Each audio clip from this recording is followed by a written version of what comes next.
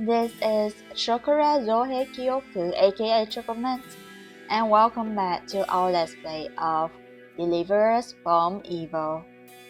In the last episode, we have been able to find the villain of this situation and find out the true identity of Ace, I guess. So whether he is a bad person or just anti-protagonist is still an unanswered question. So let's continue. This episode we meet with a confrontation.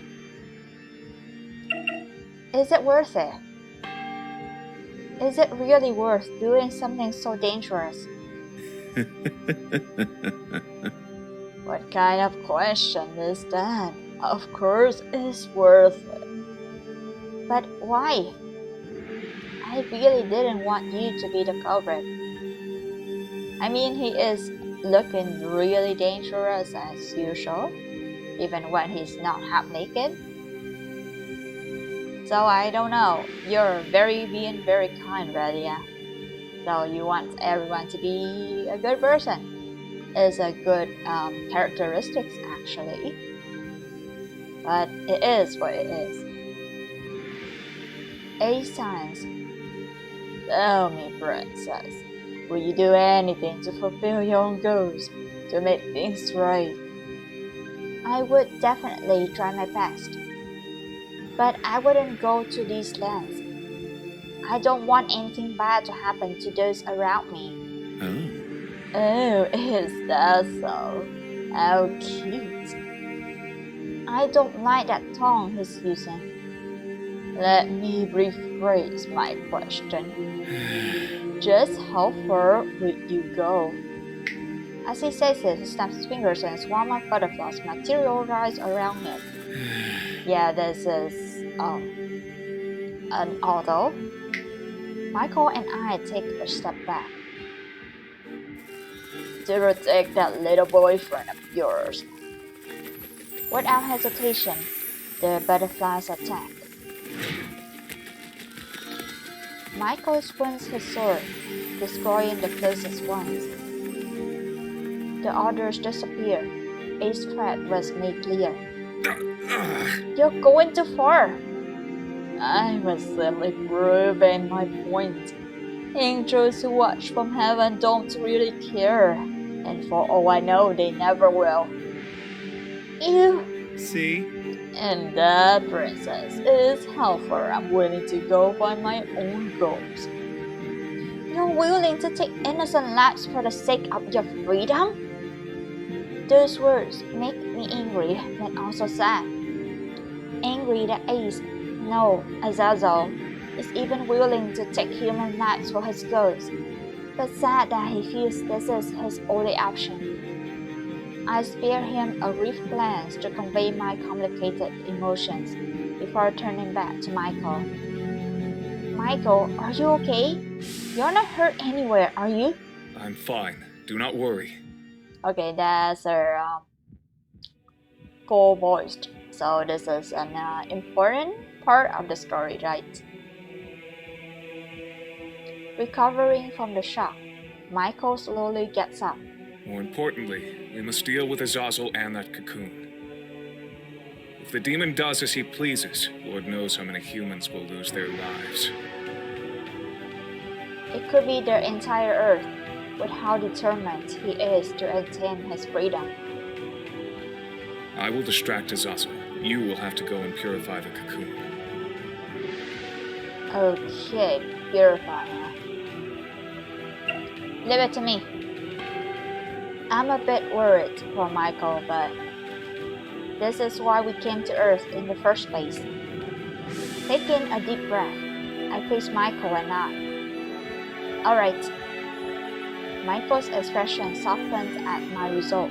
Take my sword and go. I will distract Azazel.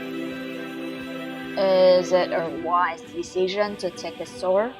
Like, even though you are distracted Azazel, you still need to have something at your back, like a weapon to defend yourself.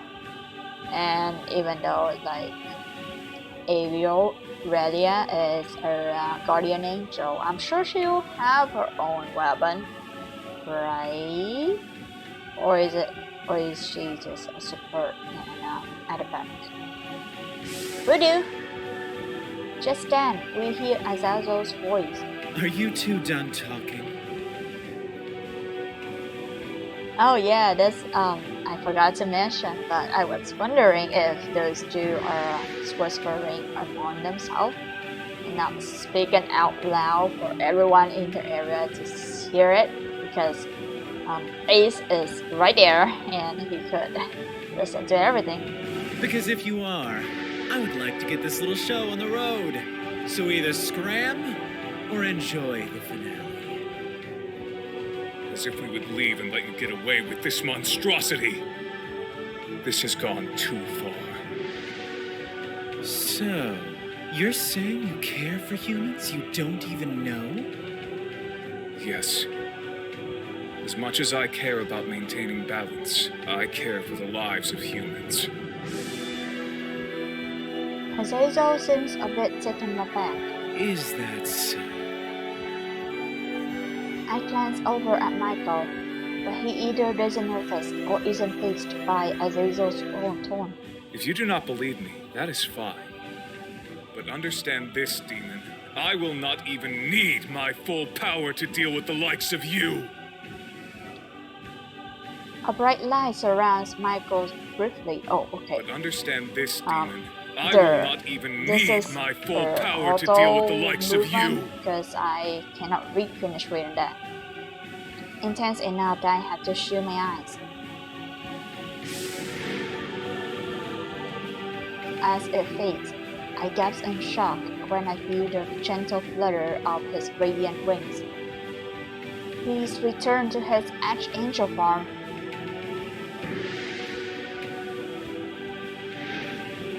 Azazel swears under his breath on seeing Michael in the state, and I watch as his own ink black wings sprout forward. Ooh, nice wings actually.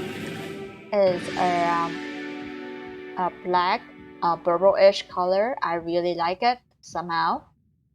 I think both of them looks really nice. So if I like their design, I like Ace design better, as even though there's a lot of skin showing, but I feel it looks less awkward than Michael's golden armor.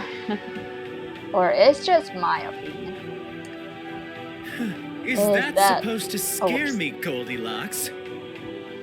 It is your final warning, Azazel. Either you stand down and accept your punishment with grace, or I will strike you down myself. Promises, Michael. I've always been a bit of a brat anyways. He won't back down. Is Michael really going to fight him at partial strength? Michael then turns to me, throwing his sword in my direction. I catch it, though I stumble back slightly. You know what to do. I nod and dart away. Michael will be alright. I just him. You're really just gonna throw your sword away like that? I would like to think that I can, at the least, hold you back without relying on a sword. Really now? Well then, try your worst. I hear the flapping wings and sharp footsteps behind me as I make my way to the cocoon. Thankfully, Michael is diverting Azazel's attention, so I reach the cocoon safely. Now that I'm close, I can see a visible miasma washing over the cocoon in a haze of demonic smoke. I have to take a deep breath to calm myself down. Oh, this is the final it's the final affection point, let's bus. Michael is waiting. I have to get this done. I can't let Michael's fight be in vain. Once again, I grip his sword tightly. We'll get through this together. We'll go back home together. As I exhale, I raise the sword.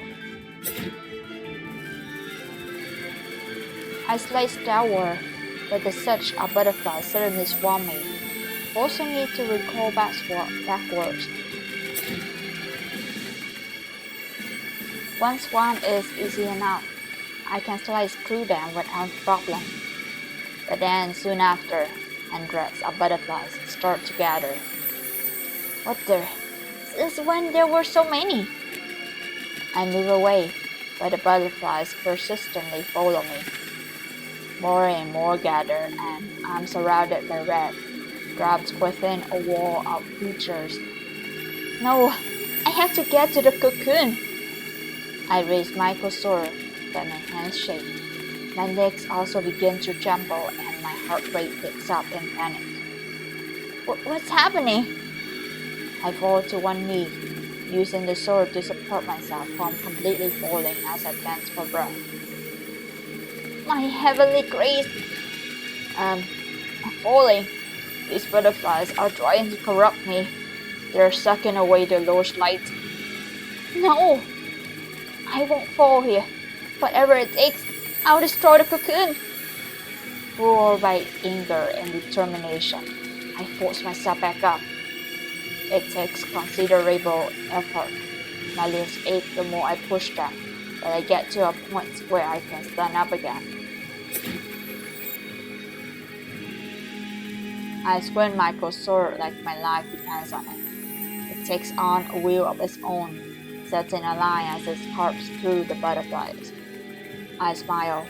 It's like Michael is lending me his strength. Now's my chance. I throw myself through the opening and race towards the cocoon. I can hear the swarm switching behind me, flapping their wings desperately to stop me, but I am faster. The cocoon is in front of me, defenseless. Ah! Ooh, nice. Nice sword swing. I slice through the cocoon with Michael's flaming sword. The cocoon falls apart, leaving only a small node of darkness. It reminds me of a portal. Is that a gateway to hell? Was that why I felt so unsettled when I saw the cocoon? With its hopes destroyed, the darkness doesn't last. It fades away in silence, along with the last butterflies. I stay where I am, trying to steady my breath. Wow! For a second, the only things I can hear are my heartbeat and my struggle for breath. I can't believe I've done it, that I've destroyed a portal to hell. I'm about to throw my hands up to celebrate, like I'm seen on TV, when Michael's face flashes across my mind. That's missing an S, but okay. I should get back to Michael. He's likely still fighting Azo. When I come back, I see that they're still going at it. How long has it been now? Are neither of them exhausted? Enough! Azazel and Michael finally notice me.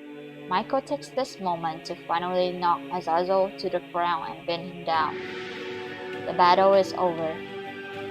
Azazel looks up at Michael with a furious glare, the first time I've seen an emotion other than cockiness or temptation on his face. Are you finally done with this, Azazel? Or would you still like to continue? Michael's voice remained very neutral. There is no trace of mocking in it. Over my dead body. Once Azazel says that, I can't help but feel a pain in my heart.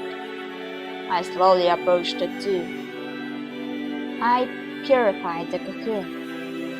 My voice comes out more flat than I intended. Ace turns to me. I don't think there's much we can do at this point. Azazel remains completely silent. You're not going to say anything. Do you want me to say something? His voice is soft, placed with a bright hint. If you ask me, I find it a bit surprising. I thought he would be really angry, but maybe he exhausted himself fighting Michael. Spare me the pity, princess. I really don't want or need it. What? It really wasn't my intention to pity you. Azazel chuckles, shrugging. Sure. He really doesn't believe me. If you want to stay silent, then that's fine. I hand Michael his sword back. Sorry for taking a long time, Michael. No, it's alright. Michael flashes me a brief smile as he takes back his sword and approaches Azazel, his expression more or less unreadable. You know very clearly what you did, Azazel. This is your punishment. You will be sent back to DUFE permanently. With those words, Michael rearranges his grip on his sword, and it slowly starts to glow. I want to avert my eyes, because I don't want to see how Azazel looks right now.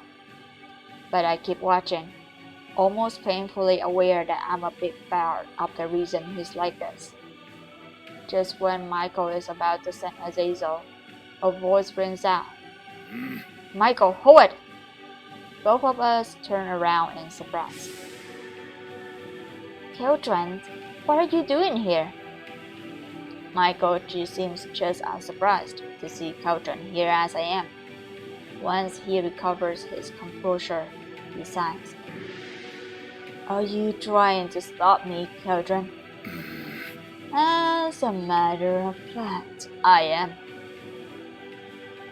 A short while passes while the two play at each other until Michael finally lowers his sword. Were you aware of what Azazel was doing? If we did not stop him, many lives would have been lost. Many thanks for stating the obvious. Of course, I don't intend to let him go scot-free after what happened. Well, I am glad we are on the same page in that regard. Michael raises his sword once again, but he's stopped by Cauldron. Michael. Listen to me, Michael. There's another way to go about it. Ace, Azazel doesn't need to be imprisoned again. And just what are you suggesting exactly? That we just let him roam free? Of course not. But imprisoning him would be fruitless. It didn't work so well the first time, did it? Leave Azazel to me. I'll personally keep watch over him. All of us are startled by Keldron's proposal. I looked over Ace and remember all the things Michael and I learned on Earth about how humans make mistakes and are forgiven, granted a second chance. Michael, I think we should let Keldron take him. What? Think about it. Lucifer's threat is gone for now, and Keldron's proven that we can trust him. We give second chances and mercies to humans all the time. Why not give one to Ace as well? Do I get a say in this? Ashna, the dudes are talking. Okay, that's funny. That's kind of funny. Okay, yes, you hush now, Ace. Oh, you're just loving this, aren't you, Peacock? Finally had enough of chasing me around? Believe me, you and I are going to have words later. Oh jeez, guys, no! Don't flirt in front of the children! Don't flirt in front of the children. Or not children, but jeez, get a room. Get a room, you two. I'll be surprised if you didn't have anything for me. Something about the way these two talk. Chasing around as... Oh! Michael looks between the two of them, deep in thought before he regards me. Are you sure, Aurelia? Yes, completely. Hmm. Cauldron, are you absolutely confident that you can keep this one in check? Stick around and you'll see how good he is. Don't make me get you. Is that a promise? Oh god, guys, don't get around. Alright, enough. Despite their situation, I can't help but laugh just a little. Children, if you are absolutely certain about this, then I entrust the demon Azazel to your care. Some of the attention leaves Caltron's shoulders, and even Ace seems a bit relieved as well.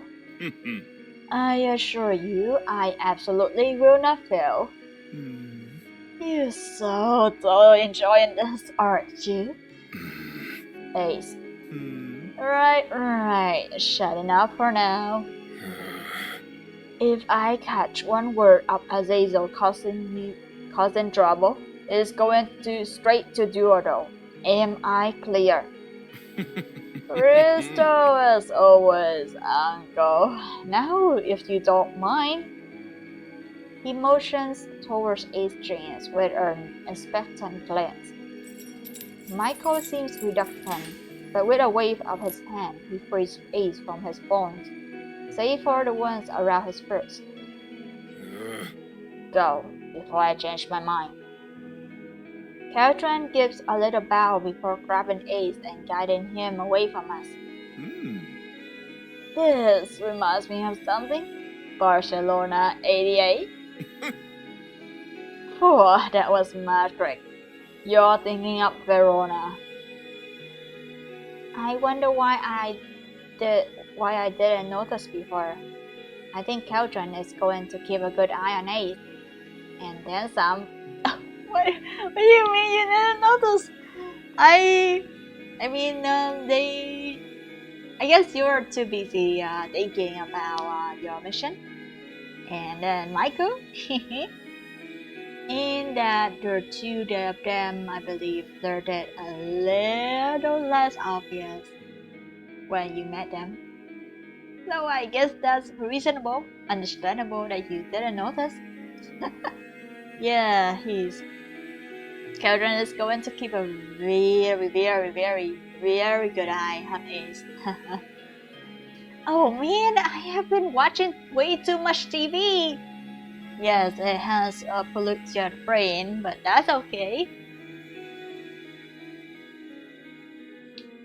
Keldron spares a glance backward and makes eye contact with me. I can't tell for certain, but he looks almost relieved. I nod at him with a smile, which he returns before taking Ace away. I am still not certain about all this. Relax, Michael. Keldron is your kin, isn't he? Have a little faith in him. Of course, but you are right, Relia. However, I do believe it is time for us to return to heaven. What? Of course, our mission is technically over. Lucifer's return has been thwarted. Ace is under Caltron's watch. What's left for us to do? But once we return to heaven, Michael will be the General Archangel once more, and I'll just go back to being the Guardian Angel area again. Unless... Hey, what if we stay on Earth for a while? Oh? What? What are you saying? You and I can live on Earth, silly. Didn't you say you needed a little break from paperwork and managing armies? Well, yes, I did. I didn't. Also, we can keep an eye on things here and make sure Caltran really has a handle on Azazel, right? Azazel? That seems to shift his opinion slightly. I watch him mull it over for a moment before he looks at me with a smile. You make a compelling argument once again, Relia. Alright, we can stay here for a while, together. Overwhelmed with joy, I reach out my hand to him. Together. Now let's go home. Laughing, Michael takes my hand and we head back to our apartment. Our mission may be over, but our life on Earth, that has just begun. Nice. It's been a few weeks since Michael and I decided to stay on Earth and see through the end of our mission together. Adjusting to living life full-time amongst humans was a challenge for both of us, but we are making it work. Plus, I finally figured out the radio. Michael and I are walking through the park today, talking about a movie that we just finished watching together at the cinema. There was no way he could have known at the beginning she had romantic intentions for him. Otherwise, there would be no film and no happy ending in the first place. Yeah, well, there's a difference between being actually oblivious and just making a character oblivious for the sake of the plot. It's so frustrating. I mean, she literally saved his life before the start of the movie. How much more obvious can you get? Well, perhaps the idea of losing her was the wake-up call he needed. Reminding you of anyone you know? No, Hey, you! Ah. All of a sudden, he playfully scoops me into his arms and tackles me into the soft grass. Eek! Ain't no fear! Seems a fitting punishment in my opinion, you mischievous woman. I reset that. And yet, here you are, in my arms. We both burst out laughing. Michael draws up after a moment, looking at the other couples in the park who pay us no mind. To them, we're just the same as they are, and that makes my chest feel warm inside. However, his mind folds and a pensive look crosses his face. What's the matter? Are you alright? I have been doing a bit of reflection as of late about us and what we are. Oh, are you unhappy? Just as my heart starts to sink, Michael quickly jumps in. No, not at all. Quite the opposite, actually. I was thinking about a human custom that I have observed that I would like to try, if that is acceptable. Oh. Is that a proposal? A proposal? Are they going to be wet? Oh, is that all? You had me worried there. Alright, what is it that you want to try? We could always try dancing again. Lord, no. I'm not ready to suffer that particular embarrassment again. No. I meant a custom between human couples. I think they called it a kiss in the movie. Okay, not that. Oh man, you mean that they haven't kissed yet? I mean, he did kiss her on the forehead, but that's it. I thought after the time skip, they would have moved the kiss onto the cheek, or even better, the lips, but I guess not. Oh, come on. I was expecting a wedding or proposal or something. Jeez. A kiss? Oh, my lord. Sure, we may be technically a couple, but we've only gone so far as holding hands before. A kiss would be... holding hands are very new too, technically. Oh man, these two are so innocent, in love, and innocent. Very cute. Ariel, are you alright? You're bright red. Perhaps that was a stupid idea. No, that means she's very happy about it. No, it's not stupid. Just sudden. But I would like to try it with you. A kiss, that is. Alright. How do you... Just don't move and close your eyes. Okay. Okay then. Michael raised his brow at me, but does as told nonetheless. My heart flutters in my chest, seeing him so at peace and lie in the grass beneath me. I guess, Relia or Aero is on top now. Oh dear. Taking a deep breath, I slowly close my eyes and press my lips against his. Do we have a kissy? No, we don't. Oh. It only lasts a moment before I pull away, and both our eyes flutter open. Something electric passes between us, a shift in the air that signifies a change in our relationship. It's perfect. He smiles softly up at me, reaching up to gently brush my cheek with his hand. Perhaps one more time? And many more after, I think. I emphatically agree. I guess they're gonna kiss a lot.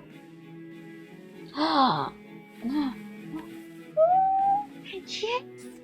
Yes! Look at this, it's beautiful!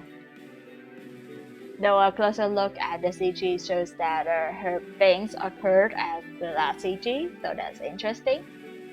But, that's a cute kiss. Okay, this time he wraps his arms around me and pulls me down for another kiss. If this warm, viral feeling is what humans call love, then this has got to be our own piece of heaven on earth. The end. And that should be the end of the story. And now we have the credits.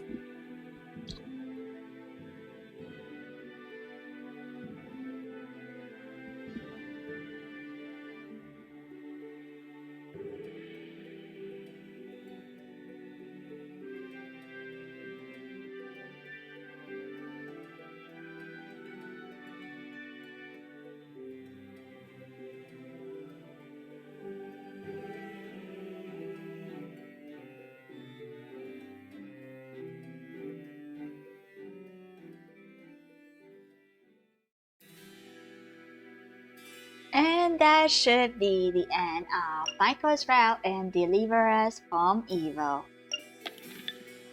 It's very cute, and we have the scene replays, which are really nice. Personally, I think the game is really great, with the nice art, good partial voice acting, like they voice act in the important scenes, as it looks like, and it feels their sceneries, their interactions between the characters are very cute, and maybe kinda flirty between Ace and Cauldron, and kind of innocent between Relia, Ariel, and Michael. So it's kind of flash of romance sense. I can't believe that even at the end, Ariel and Michael still haven't had the first tutu on their lips yet. So that's a surprise. Overall, I love their art, their sprite, their background. The music is really nice too. The voice acting is on point. Oh, maybe it was just me, but maybe I missed something. But they were still lacking in a bit in their storyline, like or something like that,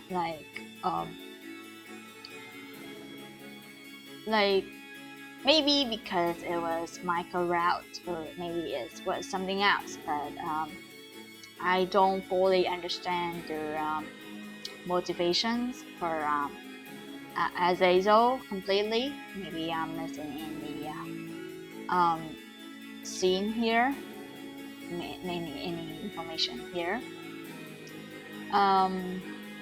That and a little scene about Michael and Ariel getting closer together is that I wonder what had happened.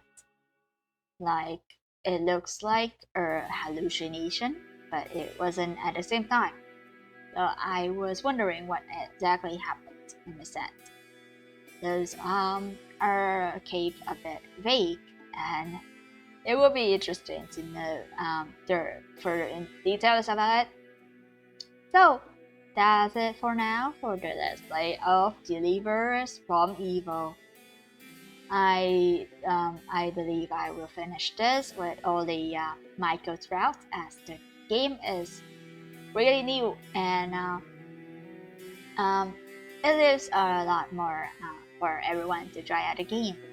I recommend it, playing it. Thank you for watching, and I'll see you on the next playthrough. Bye bye.